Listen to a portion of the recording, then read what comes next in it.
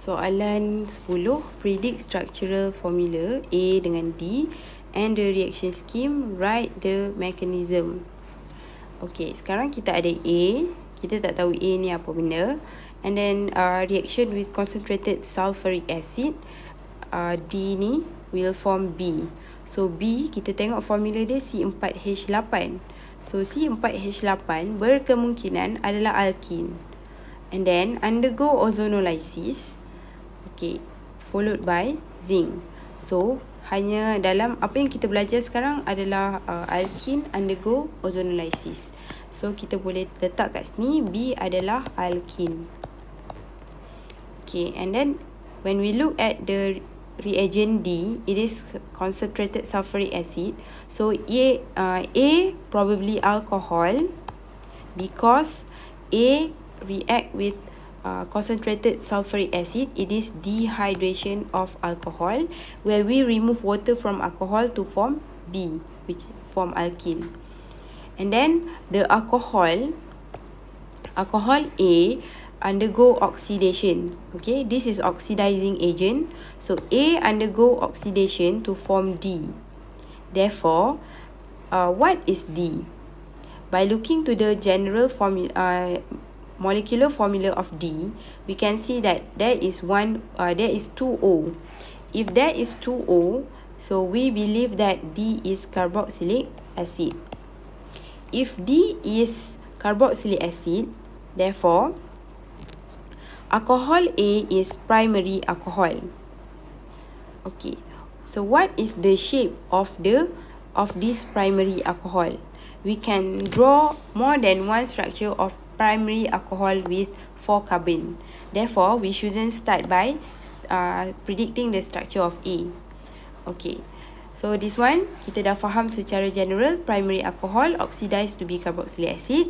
Primary alcohol undergo dehydration to form alkene, and the alkene undergo ozonolysis to form 2C2H4O.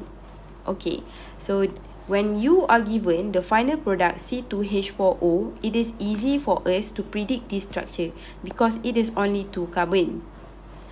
And then this compound of C is the product of ozonolysis compound B. The product of ozonolysis, remember that what we have learned in alkene is the carbon double bond, right? So we will cut alkene at the carbon double bond, and then we are going to connect with O.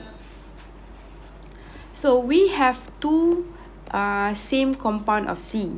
The other one also have the same thing, C, 2 carbon, and then double bond O, which means if we combine these 2 fragments, we will form the alkene. So we can predict the structure of alkene, okay, where the double bond is located at carbon number 2. So if we undergo ozonolysis of this alkene B, we are going to cut here at the double bond and then split into one part and the second part. Each part we are connecting with the O. So the other one also will be like that.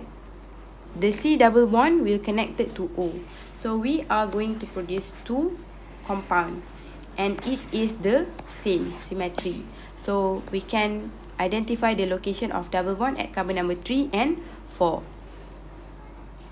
So here is compound C.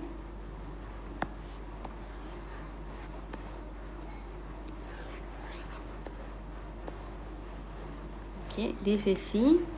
So sebab dia sama, I will delete this. Okay, this is C, and then let's complete the hydrogen. 3 hydrogen. The fourth bond is for C2H4O, and then alkene CH3, hydrogen CH3, and the structure of alcohol we can predict as straight chain carbon 4 carbon. So since it is primary alcohol, then the OH will be bonded at carbon number 1.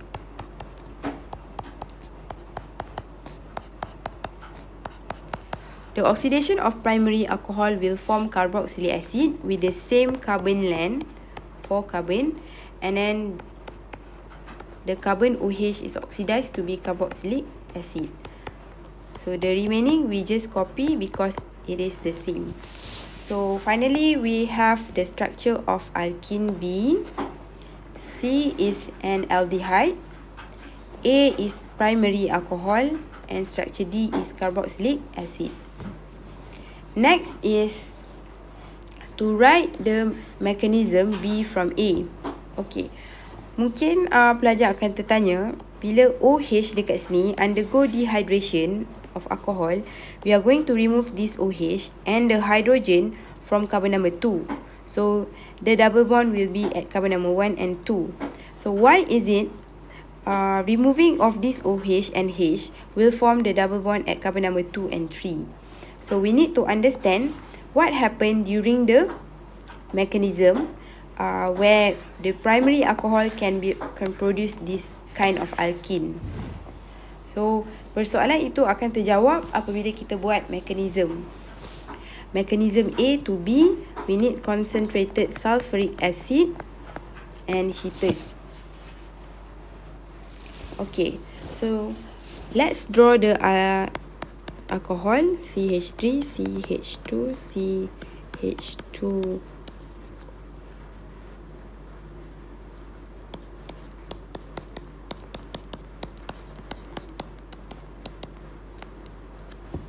And then from the acid we have H+, just take the H+.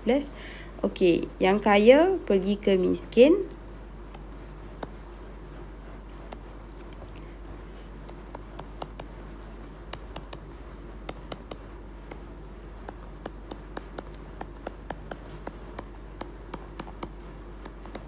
Now the OH, the oxygen has bonded to the two hydrogen and left one lone pair. So now if we count the formal charge of this O, it is positive 1.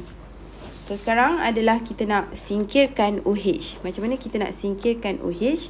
Bond antara karbon dengan oksigen ni mestilah diputuskan. So untuk putus karbon dan oksigen, kita mesti tunjukkan bond anak panah 2 biji elektron menghala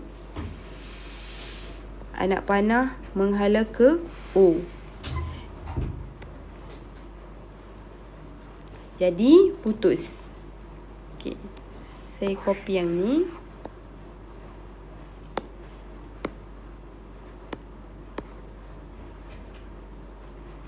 So bila putus, bond ni pun putus. So tinggallah H2O. And the carbon left as carbon positive. So bila kita tengok dekat sini, dia adalah primary carbocation. So primary carbocation tak stabil, jadi kita buat apa? Kita buat shift. Okay, 1, 2. Okay, apa yang kita boleh shift dekat sini? Kita tengok carbon positif. Mana carbon sebelah dia? Ini carbon sebelah dia. Carbon sebelah dia ada hydrogen. Ada hydrogen. Ini 2 hydrogen. Dan satu lagi etil. So takkan kita nak pilih etil ni untuk gerak. So we only have one option, which is we are shifting the hydrogen to here. So macam mana nak tunjukkan shifting hydrogen? Okay, 1, 2, hydride shift.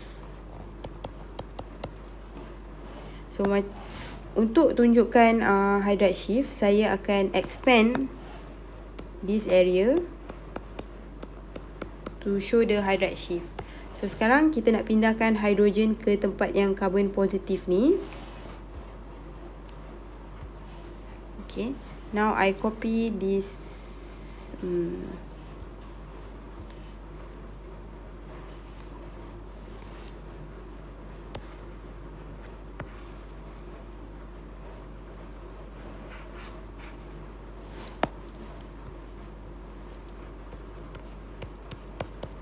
Okay, so positif dah dekat sini. Hydrogen yang kita pindahkan tu dah pergi ke carbon yang pertama. So sekarang kita ada carbon positif. Kita dah dapat secondary carbon. Carbocation. Okay, next kita nak form double bond. Kita nak form double bond between carbon number 2 and number 3. That means kita nak remove hydrogen daripada carbon number 3. So kita ambil eraser, kita try to expand the carbon number 3. So ini carbon number 3. So macam mana kita nak tunjukkan yang hydrogen ini keluar? Sebab kita nak aim nak form double bond here. So this hydrogen must be removed. Okay, so ada water in earlier process, we are removing this water, right? So the water come and takes the hydrogen. But first hydrogen need to be break bond between carbon and hydrogen. So to break this bond between carbon and hydrogen, so the electron of the bond must be given to the carbon positive to form double bond here.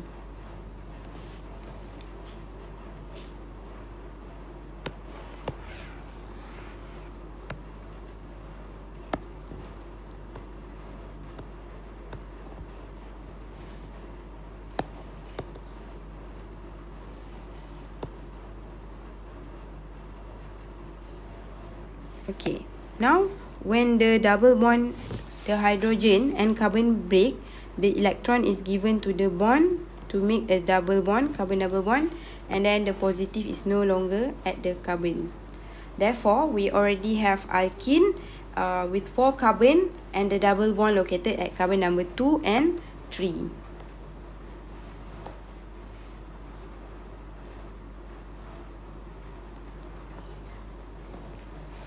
So, kita dah dapatlah structure V di mana double bond located at carbon number 2 and 3.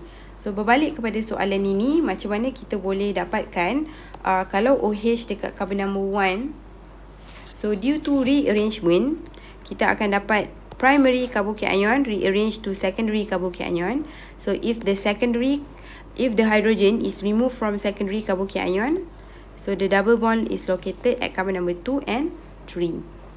So without rearrangement, we will form the double bond at carbon number 1 and carbon number 2. Iaitu structure yang lain. So adalah possibility walaupun OH duduk kat carbon number 1, tapi ada possibility untuk double bond dekat carbon number 2 and number 3. So itu untuk soalan 10.